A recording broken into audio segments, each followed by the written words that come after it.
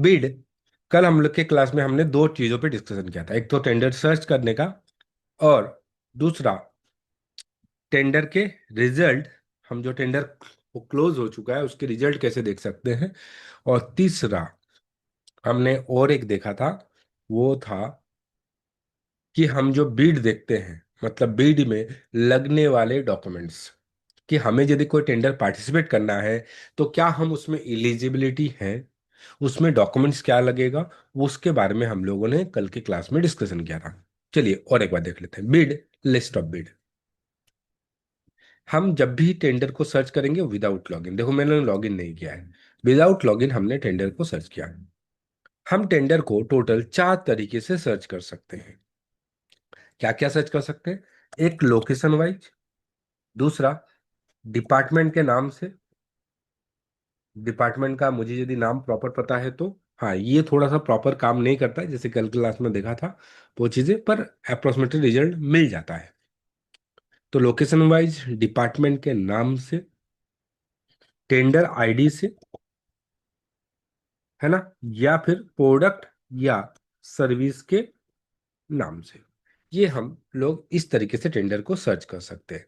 साथ में हमने ये भी चीज देखा था कि हम दो चीजों को एक साथ मर्ज नहीं कर सकते, जैसे लोकेशन के साथ डिपार्टमेंट का नाम देखना है या लोकेशन के साथ प्रोडक्ट को सर्च करना है, तो हम ऐसा इसमें नहीं कर सकते। जैसे मुझे पुणे में डस्टबिन का टेंडर देखना है तो नहीं देख सकते, या तो पुणे का टेंडर देख लो या तो डस्टबिन का टेंडर देख लो। चलिए तो हम लोग एक बार इसको रिवाइज करते हैं। तो सबसे पहला, जैसे मुझे कुछ प्रोडक्ट के नाम से टेंडर सर्च करना है, क्या करना है? जैसे मुझे टेंडर सर्च करना है डस्टबिन का, तो डस्टबिन बोल के सर्च कर दीजिए। यहाँ पे डायरेक्ट डस्टबिन डाल दीजिए और डस्टबिन के। तो आपको जरूरी नहीं कि डस्टबिन बोल के डाला तो हर टेंडर में डस्टबिन ही मिलेगा। यदि इस टेंडर के नाम में कहीं पर भी डस्टबिन वर्ड यूज हुआ है तो आपको वो टेंडर डिस्प्ले करा देगा। देखो ये टेंडर में फोटो फ्रेम वगैरह है, पर कहीं ना कहीं डस्टबिन वर्ड यूज हुआ है, तो ऐसे टेंडर भी यहाँ पे डिस्प्ले करवा देता है। तो आपको इस तरीके से यहाँ पे टेंडर सर्च में मिलेगा। जैसे एलईडी लाइट, तो अब एलईडी भी सर्च करेगा और लाइट भी सर्च करेगा। कहीं भी टेंडर में यदि एलईडी लाइट है, अब इसमें कहीं पर एलईडी वर्ड यूज हुआ है, मैन पावर का टेंडर है फिर भी एलईडी हुआ है तो एलईडी टेंडर दिखा। एलईडी बैटन, ये तो प्रॉपर टेंडर है। LED luminous for road and street light है, देखो, है ना। तो इस तरीके से आपको यहाँ पे टेंडर डिस्प्ले करवा दे रहा है। हाँ, हम इसमें एक फिल्टर जरूर यूज कर सकते हैं।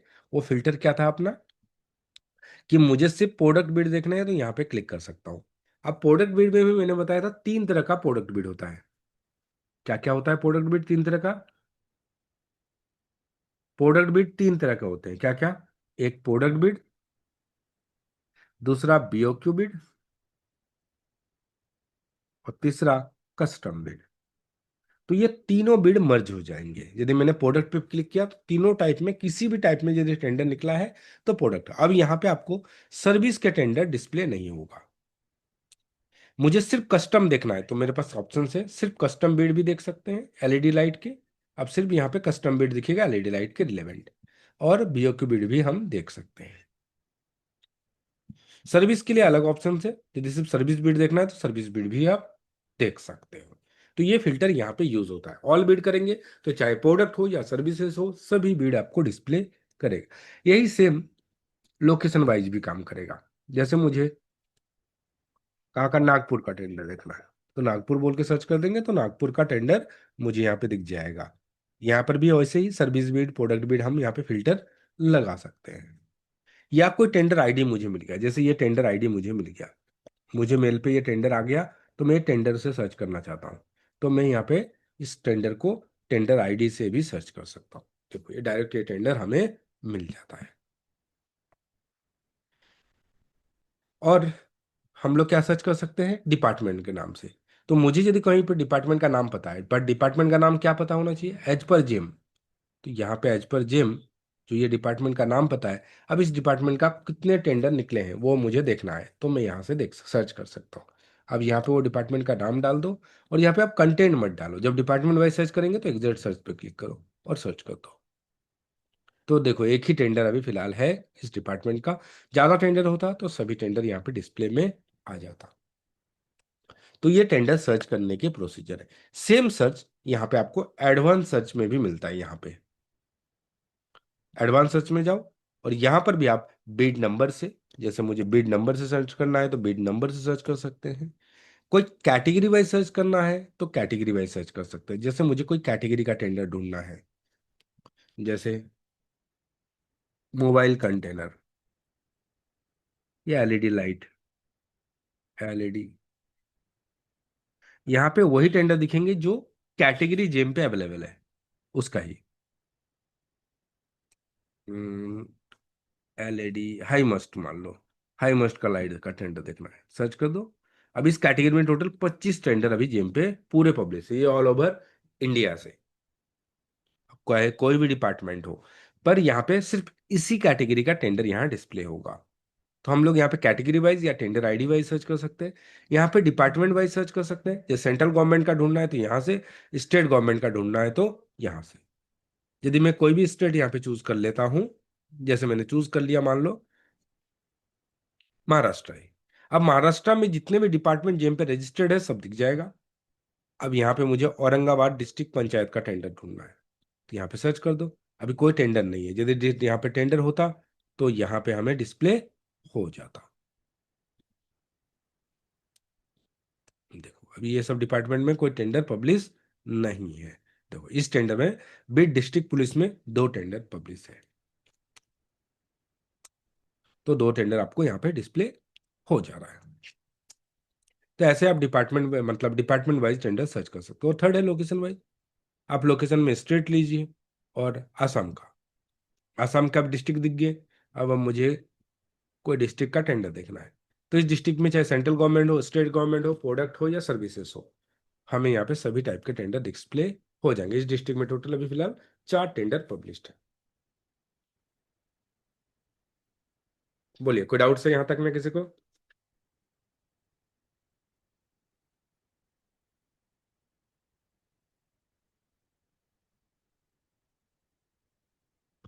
तो ये था टेंडर सर्च करने का। अब जो टेंडर खत्म हो चुके हैं वो हमें कहाँ मिलता है? बीड आरए स्टेटस में। यहाँ पे टेंडर जो खत्म हो चुके हैं उसके मुझे पूरा इंफॉर्मेशन मिलेगा। कैसे इंफॉर्मेशन मिलेगा? जब टेंडर का बीड पूरा कंप्लीट हो जाएगा। जैसे ये नॉट इबुलेटेड है तो इस टेंडर का हमें कुछ नहीं मिलेगा ऑप्शंस। पर ये टेंडर का जब इवोलेटेड हो जाएगा, जब बिड आरे अवार्ड हो जाएगा, तो मुझे इस टेंडर का पूरा इंफॉर्मेशन मिलेगा। जैसे मैं एक टेंडर लेता हूँ, सर 1 मिनट से पे।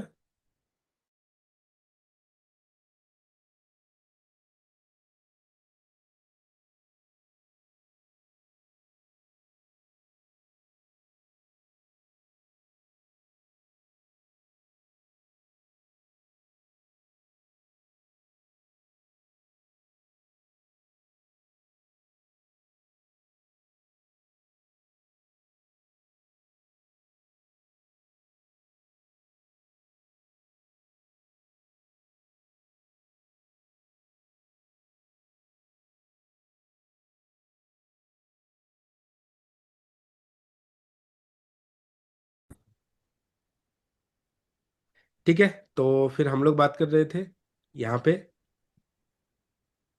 बीड का, जो टेंडर हमारा स्टेटस हो गया है, मतलब खत्म हो चुका है, उसके बारे में। तो वो उसके बारे में हमें कहाँ से पता चलेगा? बीड आ रहे स्टेटस से।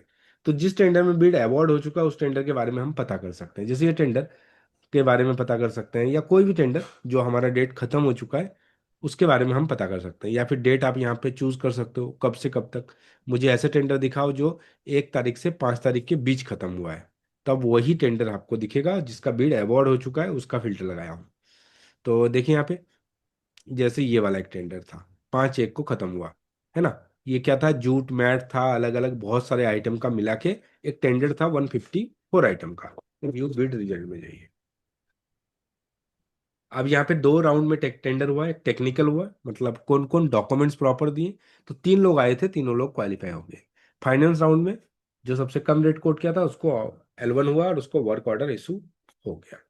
तो ये सभी चीजें हम लोग देख सकते हैं, पर कब देख सकते हैं? जब बिड अवार्ड हो जाएगा तब। बिड अवार्ड होने से पहले हमें ज्यादा इंफॉर्मेशन पता नहीं चलेगा। बोलिए कोई डाउट्स है यहाँ तक में किसी को?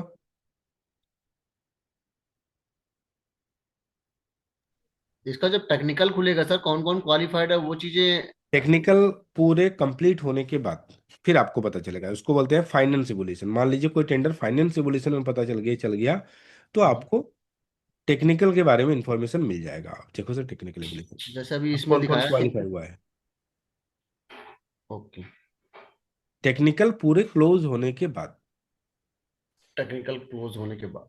बाद राइट। हाँ, तो टेक्निकल क्लोज मतलब फाइनेंशियल एबिलिटी ओपन हो गया, समझ लो। तो ऐसा, अभी देखो ये वाला, इसमें भी देखो चार लोग आए थे, चारों क्वालिफाइड है ऐसे।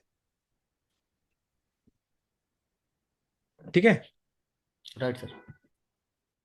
बोलिए और कोई डाउट है किसी को यहाँ तक में। टेक्निकल में होता क्या है, मतलब सर क्या, मतलब कुछ डॉक्यूमेंट्स चेक इक्विपमेंट। किया जाता है जो हम लोगों ने कल जो डॉक्यूमेंट्स के बारे में डिस्कशन किया था, वो डॉक्यूमेंट सबका सही है या नहीं है, वो चेक किया जाता है कि आपने जो डॉक्यूमेंट डाले थे वो सही डाले हैं या गलत डाला है। यदि सही डाले हैं तो क्वालिफाइड होंगे, नहीं डाले गलत डाले हैं तो डिस्क्वालीफाई हो जाएंगे।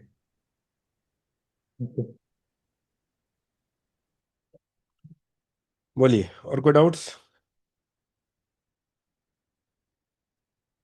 चलिए तो हम बात करते हैं कोई टेंडर के बारे में, जिस टेंडर में हमें डॉक्यूमेंट्स क्या क्या लगेगा ये चेक करना है। मान लो ये एक टेंडर लेते हैं, ये टेंडर है और इस टेंडर में डॉक्यूमेंट्स क्या लगेगा, तो मुझे यहाँ पे क्लिक करने के बाद मेरा एक पीडीएफ डाउनलोड हो जाएगा। ये देखो पीडीएफ डाउनलोड हो गया। अब इस टेंडर में डॉक्यूमेंट्स क्या क्या लगेगा वो मुझे यहाँ से पता चलेगा। डॉक्यूमेंट रिक्वायर्ड फ्रॉम सेलर, यहाँ पे क्या लगने वाला है, सिर्फ एटीसी और कंप्लायंस ऑफ बीओक्यू। एटीसी क्या है, एटीसी मतलब एडिशनल टर्म्स एंड कंडीशन। तो एटीसी में डॉक्यूमेंट्स क्या दोगे, एटीसी में नीचे जाने का, यहाँ पे देखो ये जो है ये है एटीसी का पार्ट। इसके नीचे देखने का डॉक्यूमेंट्स क्या क्या लगने वाले हैं। तो इसमें देखो कोई डॉक्यूमेंट्स बोला है क्या, कोई डॉक्यूमेंट्स नहीं बोला है। तो यहाँ पे एक फाइल है, शायद इसमें कोई डॉक्यूमेंट्स बोला है एक्स्ट्रा, जो टेंडर में लगने वाले हैं वो छोड़ के। देखो अब इसमें कोई डॉक्यूमेंट्स बोला है एनेक्चर 1, तो ये आपको सीलर साइन करके देना पड़ेगा। और कुछ हम्म, ये तो इंफॉर्मेशन है, पेमेंट का टर्म्स है, मतलब ये हमारा कॉन्ट्रैक्ट का कंडीशंस है। और कोई कंडीशन ऐसा देखो जिसमें टेंडर में कोई डॉक्यूमेंट्स लगने वाले हैं। टेंडर डॉक्यूमेंट्स, इसमें भी सिग्नेचर नाम वगैरह करके दे सकते हैं या बाद में देंगे तो भी चलेगा। एनेक्सर सी, जो एनेक्सर है वो आपको सील साइन करके देना चाहिए। एनेक्सर डी, तो ये सब आप एटीसी में अपलोड कर सकते हो। तो ये एनेक्सर का जो फाइल है वो आप इसमें फिलअप करो और ये एटीसी में अपलोड करो, तो ये आपका एटीसी का डॉक्यूमेंट्स हो जाएगा। तो ये सब डॉक्यूमेंट्स को हम लोग एटीसी बोलेंगे। एटीसी छोड़ के और क्या बोला है, compliance of BOQ. Compliance of BOQ मतलब जो प्रोडक्ट आप दे रहे हो, इसमें क्या टेंडर में क्या प्रोडक्ट है, तो ये वाला प्रोडक्ट है, तो इसका पूरा कैटलॉग, जो प्रोडक्ट आप सप्लाई करने वाले उसका कैटलॉग आपको देना है। इसको बोलेंगे कंप्लायंस ऑफ बीओक्यू स्पेसिफिकेशन। ऐसे ही क्लियर है इस टेंडर में, ये टेंडर में कोई डाउट है तो दूसरा टेंडर लेंगे हम लोग।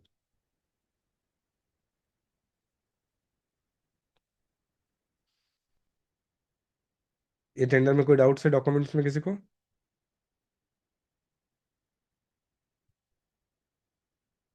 तो चलिए दूसरा टेंडर लेते हैं एक, ये एक टायर का टेंडर है देखो। अब ये टेंडर देखो, इसमें कुछ डॉक्यूमेंट्स का है क्या, कहाँ पे पता चलेगा, डॉक्यूमेंट रिक्वायर्ड फ्रॉम सेलर।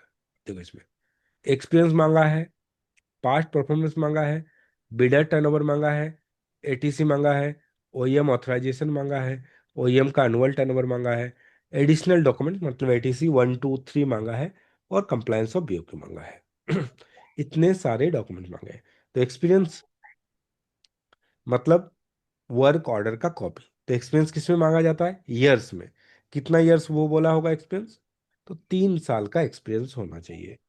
3 साल के आपके पास 3 साल का जो प्रोडक्ट है सेम और सिमिलर, मतलब आपके पास जो टायर आपने पहले बेचे हुए गवर्नमेंट बॉडी को, उसका आपके पास वर्क ऑर्डर का कॉपी आप एक्सपीरियंस में डालेंगे। पास्ट परफॉर्मेंस परसेंटेज में मांगा जाता है, कितना परसेंट बोला, 80%। किसका 80% होगा, क्वांटिटी का। 1026 क्वांटिटी है उसका 80% का आपके पास वर्क ऑर्डर होना चाहिए किसी एक सिंगल फाइनेंशियल ईयर में। बिडर टर्नओवर मतलब आईटीआर, आपका टर्नओवर कितना होना चाहिए लास्ट 3 इयर्स का, तो 30 लाख का टर्नओवर होना चाहिए लास्ट 3 साल का एवरेज टर्नओवर। एटीसी तो बता दिया। ओईएम का ऑथराइजेशन, तो जिस कंपनी का आप प्रोडक्ट दे रहे हो उनका एक ऑथराइजेशन सर्टिफिकेट आपको यहाँ पे देना पड़ेगा कि वो कंपनी से मुझे ऑथराइजेशन मिला हुआ है। उसको MAFB सर्टिफिकेट बोलते हैं, मैन्युफैक्चरिंग ऑथराइजेशन, ऐसे कुछ है सर्टिफिकेट, MAF बोलते हैं। ओईएम का एनुअल टर्नओवर, तो जिस कंपनी का आप प्रोडक्ट दे रहे हो उनका टर्नओवर 244 लाख या उससे ज्यादा का होना चाहिए। ये किसका? ओईएम का, और उसका भी टर्नओवर का सर्टिफिकेट आपको देना पड़ेगा। तो ओईएम का एनुअल टर्नओवर हो गया। और बीओक्यू स्पेसिफिकेशन में आप वही डॉक्यूमेंट्स अपलोड करेंगे जो प्रोडक्ट है उसका कैटलॉग। तो ये सब डॉक्यूमेंट्स आपके पास होना चाहिए। बोलिए, कोई डाउट्स है? किसी को कुछ पूछना है टेंडर्स में तो बताइए।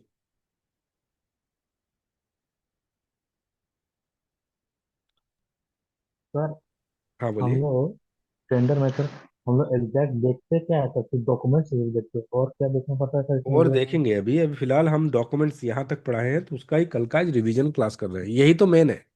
मेन इंपॉर्टेंट ये है, यदि आपके पास डॉक्यूमेंट्स ही नहीं है तो आप टेक्निकल में तो डायरेक्ट डिस्क्वालीफाई हो जाएंगे। तो सबसे पहला जो अच्छा। हमें देखना है वही देखना है कि ये सब डॉक्यूमेंट्स मेरे पास है क्या। यदि है तो टेंडर में पार्टिसिपेट करेंगे, तो फिर आगे का टर्म्स एंड कंडीशन पढ़ेंगे। यदि यही डॉक्यूमेंट्स मेरे पास नहीं है तो आगे का पढ़ के कोई मतलब है क्या? हम्म।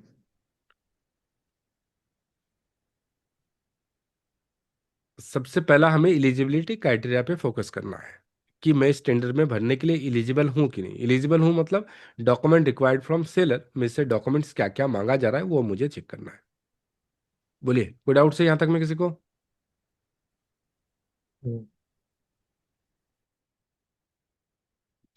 चलिए, तो यहां तक यदि हो गया तो मैं टेंडर को एक बार पूरा पढ़ के आपको बता देता हूं। तो ये टेंडर का नंबर है, टेंडर आईडी।